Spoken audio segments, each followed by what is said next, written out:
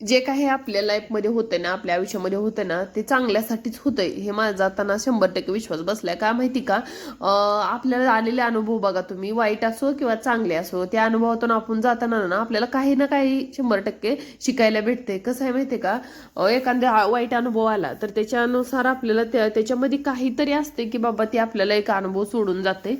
तर त्याच्यासाठी ना वाईट वेळेला कधी भ्यायचं नाही. वाईट वेळ आपल्याला आपल्या चांगल्यासाठी, आपली चांगली वेळ पुढे आहे म्हणून वाईट वेळ आपल्याला आलेली आहे असं मी समजत असते. काय माहितीये का, वाईट वेळेचं जर आपण भीती घेऊन बसलो तर आपण कोणतीच गोष्ट ना सक्सेस करू शकत नाही. आणि कसं आहे, ज्यावेळेस आपल्यात ना तयारी आपल्या मनाची होती वाईट वेळेला सामोरे जायची किंवा वाईट प्रसंगातून आपण त्यातून अलगद बाहेर निघता आपल्याला आलं पाहिजे, तर आपण ना आयुष्यामध्ये लाईफमध्ये आपल्या कधीच अडकळत नाही. तुम्हाला सांगते, कारण कसं होतंय, जे वाईट प्रसंग असतात ना, थोडक्यात तुम्हाला थोडं सांगते मी स्पष्ट.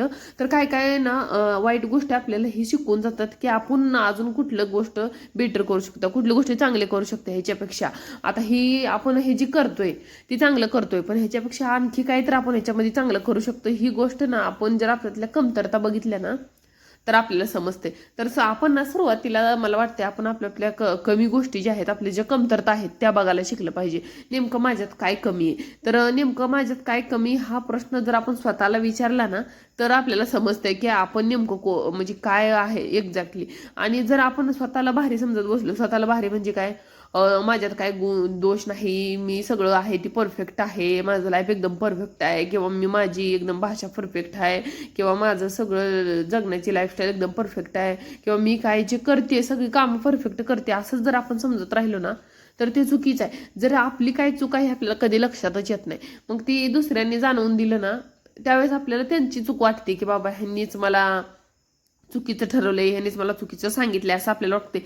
पण स्वतःचं आत्मनिरीक्षण करणं खूप महत्वाचं आहे. जर आपण दुसऱ्याला कोणाला काहीच न बोलता स्वतःलाच जर सांगितलं की मी जी काय करते ते बरोबर आहे का, किंवा मला जे असं कोणी बोललं, एखाद्या दिवस आपल्याला समजा एखाद्या दिवस आपल्याला कोण काहीतरी बोललं, आता मला समजा मी तुम्हाला एक थोडक्यात गोष्ट सांगते.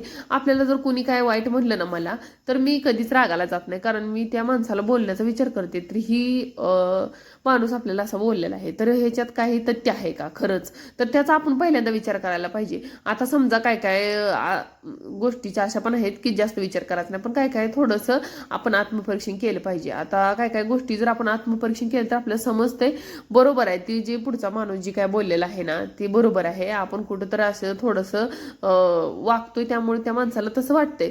तर असं जर केलं ना आपण, तर आपण ना आयुष्यामध्ये भरपूर पुढे जाऊ शकतोय. आणि आपल्यातल्या चुका जो माणूस नाही एक्सेप्ट करतो, म्हणजे चुका जो स्वीकारतोय ना तो माणूस खरंच म्हणजे भारी असते. कारण काय माहिती का, आपण चुकलोय किंवा आपण चुकीचं आहोत हे मान्य करायला खूप मोठं खरं तर हृदय लागते. सहजासहजी असं कोणी मान्य करत नाही की मी चुकीची आहे किंवा मी चुकीचं आहे, असं कोणी मान्य करत नाही. त्याला ना सुरुवातीला आपल्या मनाला आपण सांगितलं पाहिजे की मला अजून पुढे जायचंय, त्यामुळे मी ही सगळ्या गोष्टी स्वीकारणार आहे, असं ज्यावेळेस आपण ठरवतो ना त्यावेळेस खरं तर आपण सक्सेस होतोय. आता तुम्हाला सांगते, आपण ना भरपूर आता आपण तर सोशल मीडियावर असतो तर आपल्याला ना असं आपल्याला वाटतं आता सुरुवातीला आपण सगळं परफेक्ट आहोत, आपलं सगळं परफेक्ट आहे.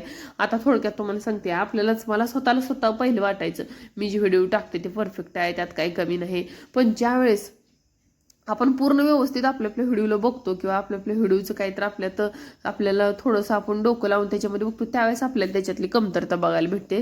त्यावेळेस मग समजते की हे नाही, हे अजून केले पाहिजे, हे असं झालं पाहिजे, हे असं आपल्याला समजते. आणि कसं आहे, शेवटी अनुभव हा खूप महत्त्वाचा आहे. जेवढे आपल्याला अनुभव आलेत नाही त्यातनं आपण 100% काहीतरी शिकलेलं असते. तर असो, आता इथं ना म्हणजे काल ही सांगायचं कारण म्हणजे ना, काल मला एक खूप मोठा अनुभव आलाय ते मी तुम्हाला थोडक्यात सांगते. कसं आहे माहिती का, मला काल अशा म्हणजे काहीतरी वेगळं आपल्या लाईफमध्ये घडलं ना, तर आता आपण सांगू शकत नाही ते सगळं सोशल मीडियावर, तर आपल्याला अनुभव येतात आणि त्यातनं आपल्याला खूप मोठं आपलं शिकण्यासारखं काहीतरी असते. तर असं चांगलं झालंय, जे चांगल्यासाठी ते चांगलं आहे म्हणायचं आणि एकदम रिलॅक्समध्ये आयुष्य सुखाने जगायचं. तर इकडं चाललेलं आहे बघा आता, पार्सल आणलेलं आहे म्हणजे पोरं जरा म्हणत होती की थोडंसं पार्सल. पोरांचं कसं असतंय माहिती का, घरातलं किती तुम्ही छान छान असू द्या, पार्सल बनलं की त्यांनी नुसते उड्या मारायला चालू असतात पोरांचं. मग म्हणलं जाऊ द्या, ज्या त्या वयात ते एन्जॉय भेटला पाहिजे पोरांना. नाहीतर कसं आहे, पोरं ना ह्या वयात म्हणजे असे हे होऊन गेले ना, गुदमारल्यागत जगले ना, तर मग ते आयुष्यभर तसंच त्यांना सवय लागते. म्हणून ही वय आहे जे ना एकदम पोराला फ्रीडम द्यायचा. फ्रीडम जेवढा जास्त दिली फ्रीडम द्यायचा, म्हणजे अभ्यासाच्या बाबतीत नाही द्यायचा, फक्त खाण्यापिण्याच्या बाबतीत द्यायचा, थोडंसं खेळण्याच्या बाबतीत द्यायचा, बाकीचं नाही. अभ्यासाच्या बाबतीत अजिबात फ्रीडम द्यायचा नाही, कारण ही त्यांचं खूप महत्त्वाचं वय आहे. त्यामुळं अभ्यासाला ना कितीही तब्येत खराब होऊ द्या पोरांची, कितीही पोरं अभ्यासाच्या बाबतीत गोंधळ करू द्या, रडू द्या, अभ्यासाला पोरांना बसवायचंच. किती आता जास्त अभ्यास केला ना, कधी कधी पोरं तणाव आल्यासारखं त्यांना जाणवतंय आणि ते आपल्याला पण तसेच वागतात की मला आता अभ्यास करू वाटत नाही, मी एवढ्या वेळा अभ्यास केलाय, मी तेवढ्या वेळा अभ्यास केलाय. पण कसं आहे, कोणत्याही गोष्टीची सवय लावून द्यायची. एकदा सवय लागली ना, सवय सुटणे शक्य नाही. तुम्हाला मी खरं सांगते, तुम्ही कोणत्याही अगदी शुल्क गोष्टी असते ना, एकदम शुल्क गोष्ट, त्याची सवय लावून घ्या. शक्य नाही, ती सुटता सुटता तुमच्या नाकीनं येणार, ती गोष्ट सुटत नाही. त्यापेक्षा ना चांगली सवय जर एकदा एखादी आपण लावून घेतली ना, तर मग ती 100% म्हणजे आपल्याला चांगल्या मार्गावर मिळते. जास्त कशाला, आता मी व्हिडिओ टाकते ना, तुम्हाला सिंपल सांगते एकदम उदाहरण.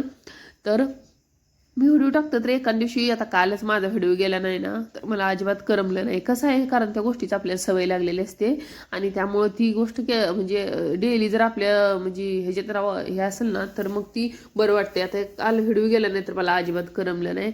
कसं आहे, ती जो रुटीनचा भाग झालेला असतो ना, मग ती सवय चांगली असो किंवा वाईट असो, एकदाची सवय लागली ना, मग ती आपल्याला ती गोष्ट करावीशीच वाटते.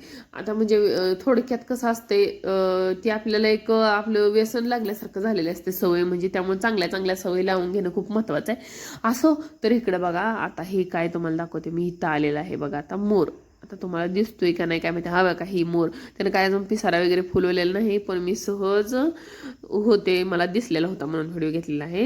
आता ना पावसाळा आहे ना, तर मोरांचं चाललेलं असते आमच्या इकडं. आमचं थोडंसं असं निसर्गामध्ये घर आहे, जास्त काय आम्ही काय याच्यामध्ये सिटीमध्ये वगैरे राहत नाही, त्यामुळे अशा गोष्टी आम्हाला बघायला भेटतात. तर थोडंसं व्हिडिओमध्ये पण घेतले मी. आता इथं सकाळ सकाळी ना 10 वाजताच बघा हे फिरणं चाला, निवांत फिरतं हे. असं काय म्हणजे जसं ते जंगलामध्ये वगैरे मनमोकळं फक्त फिरतात ना, तशी हे तिथं वावरतात बघा ते. तर असो, असा होता बघा आजचा व्हिडिओ.